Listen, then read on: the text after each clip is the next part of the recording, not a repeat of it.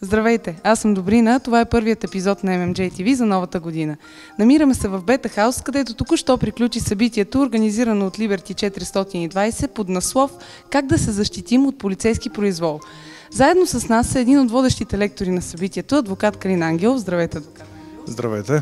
Драго ми е да ви видим. Ние искаме да ви попитаме още няколко неща.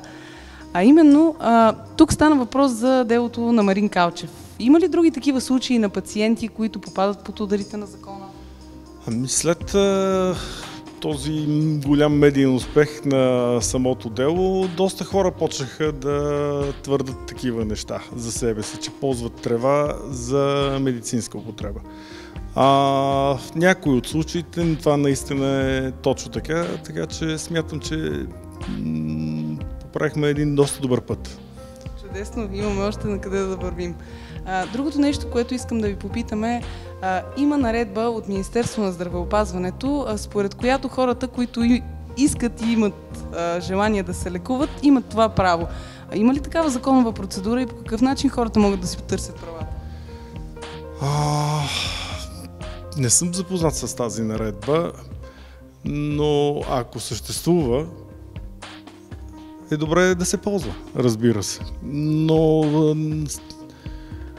тук се изисква не просто самата наредба да се пречупи малко мисленето в самото Министерство на здравеопазването и ми се струва, че малко по малко там нещата се случват и вярвам, ще има изменения в тази насока.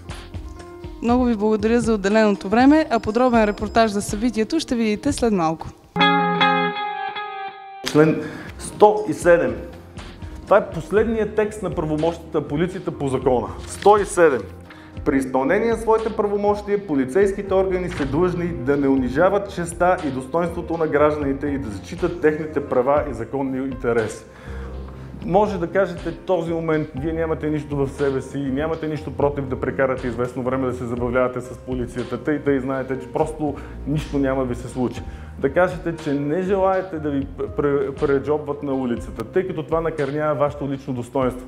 Защото, както каза колегата, какво имам в моя багаж е част от моя личен живот и по принцип не е приятно на който и да било да му отварят багажа и да го проверяват. Помолете полицията да ви закара в районното.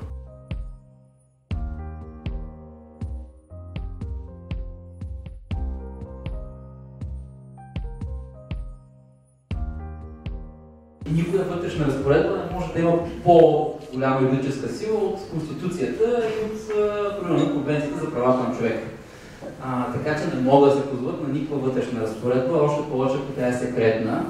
Има много такива в системата на МВР. В смисъл, това са някакви инструкции, които те си ги знаят, но които хората няма как да знаят. Позоваване на такова нещо не може да има закон. Все пак, ако се позоват на това, изслушайте ги, нека ви кажат за какво става въпрос. Никаква разпоредба обаче вътрешна не отменя закона за МВР, Конституцията и другите актове. Така че в случая това е такава разпоредба без значение за законността на спирането.